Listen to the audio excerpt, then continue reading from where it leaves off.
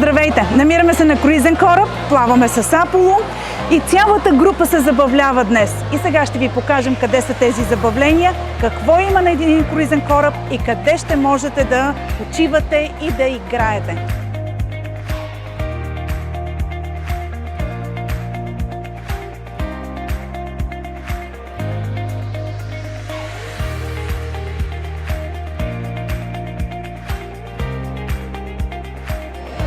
На кораба има и много магазини. Сега ще ви поканя да разгледаме някой от тях. Хайде!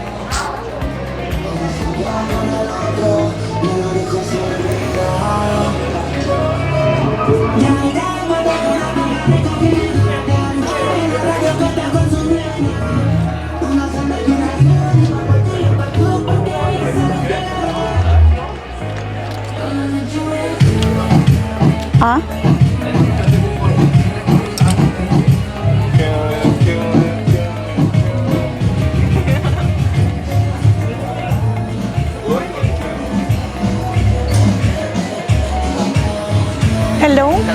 How are you? Тук можете да намерите много козметика също.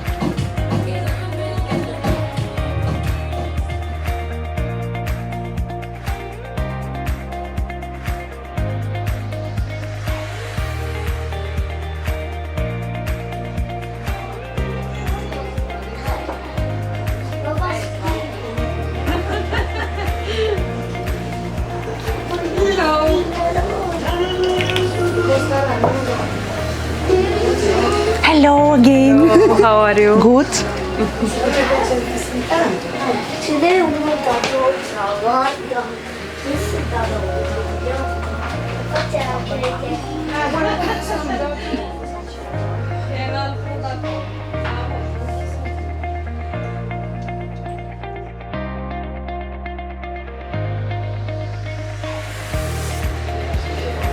Има множество специализирани ресторанти тук, освен основните.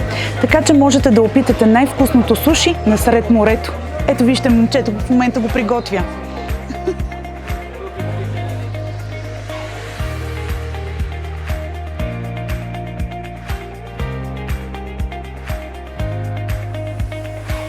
Намираме се в атриума, в средата на кораба. Тук го наричат Колизеум.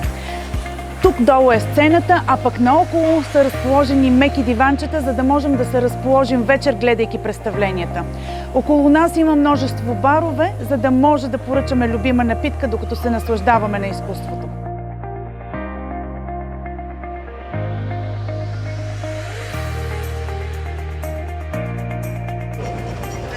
Тук има и казино, където можете да се забавлявате вечер.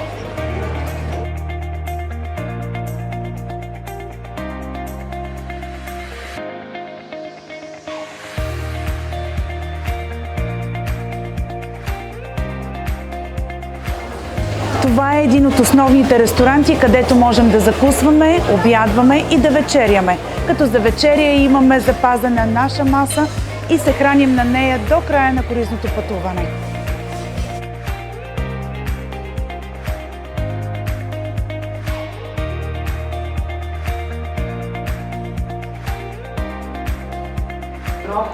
С вас вече сме в театъра, който обичайно се намира на носа на кораба. Вечер тук има представления, а пък през деня използват тази сцена за презентации, обучения и документални филми.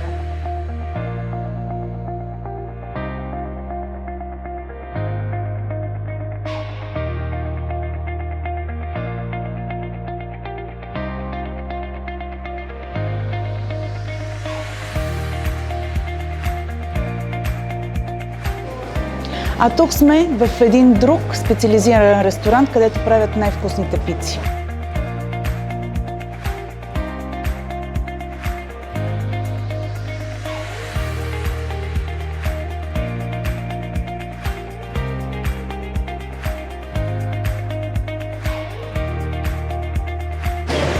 Здравейте, пушачи!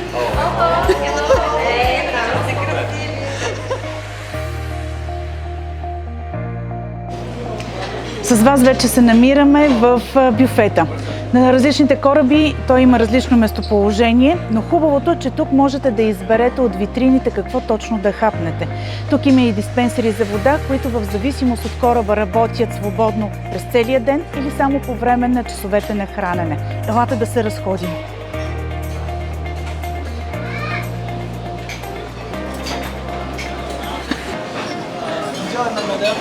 Give me one piece of that one.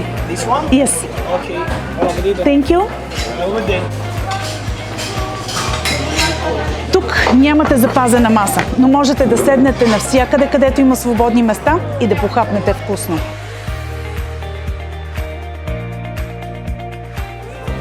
Hi.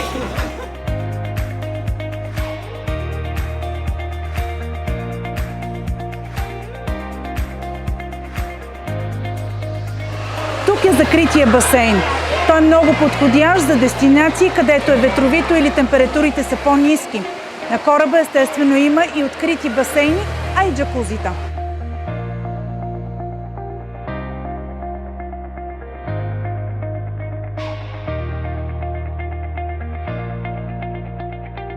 А толкова весело се случва само на ден на вода, когато цял ден обикаляме кораба и се забавляваме.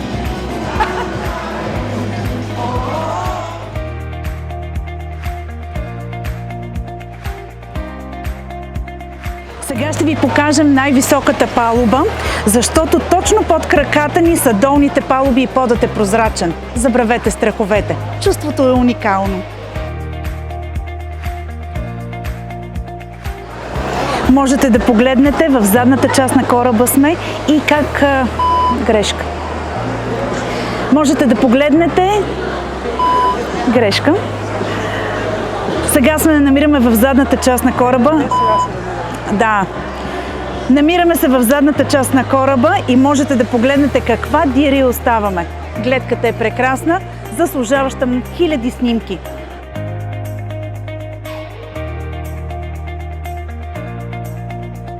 Третото ще стане.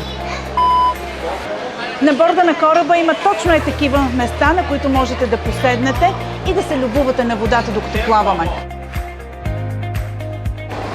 Зад мен можете да видите част от игрищата на кораба. Има футболно, баскетболно, волейболно. Аквапаркът е зад мен. А така също има и зона специално за деца в покритите части на кораба.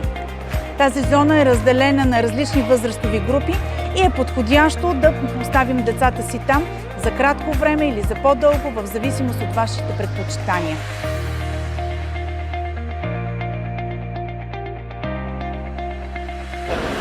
Здравейте! Виждате ли ме къде съм? Намирам се на една от най-високите части на кораба. Точно тук, на този кораб, има такава панорамна пътека, която ви позволява да се разхождате на високо и по този начин да си навъртите и крачките за деня, които сте си поставили за цел.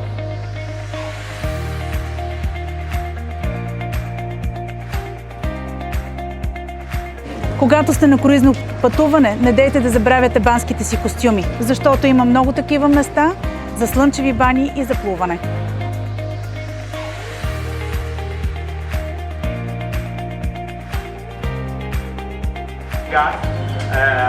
Виждате ли ме? Много съм добра. Виждате ли? Това е едно от забавленията, които се организират на кораба. Защото круизното пътуване е прекрасно пътуване. Настанявате се веднъж и да взимате участие във всички игри, които се случват на борда.